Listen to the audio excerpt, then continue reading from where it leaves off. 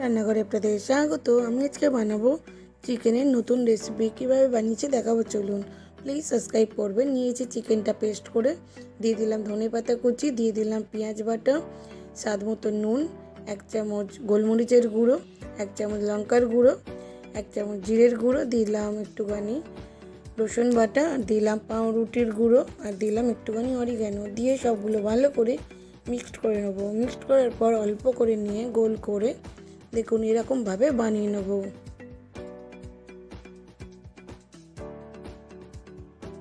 এরকম করে বানিয়ে সবগুলো নেব। সবগুলো দেখুন বানানো হয়ে গেছে। এখানে দিয়েছি সাদা তেল। সাদা তেল অল্প দেওয়ার পর গরম হওয়ার সবগুলো দিয়ে দিলাম একটা একটা করে, দিয়ে এরকম উল্টে পাল্টে ভেজে নেব। ভাজা হয়ে গেছে, তুলে নেব। নিয়ে ওই তেলের মধ্যে দিয়ে দিলাম একটা পেঁয়াজ কুচি। পেঁয়াজটা একটুখানি হালকা করে ভাজার পর দিয়ে দিলাম একটা টমেটো কুচি।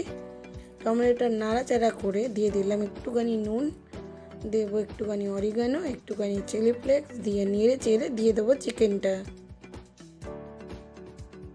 চিকেনটা দিয়ে একবার নেড়ে চেড়ে নামিয়ে নেব। খেতে অসাধারণ হয়, বাড়িতে বানাবেন, বানিয়ে খাবেন, আর আমাকে কমেন্ট করে জানাবেন আপনাদের কেমন লাগলো। যদি ভালো লেগে থাকে প্লিজ আমার চ্যানেলটাকে সাবস্ক্রাইব করে রাখবেন। আরও নতুন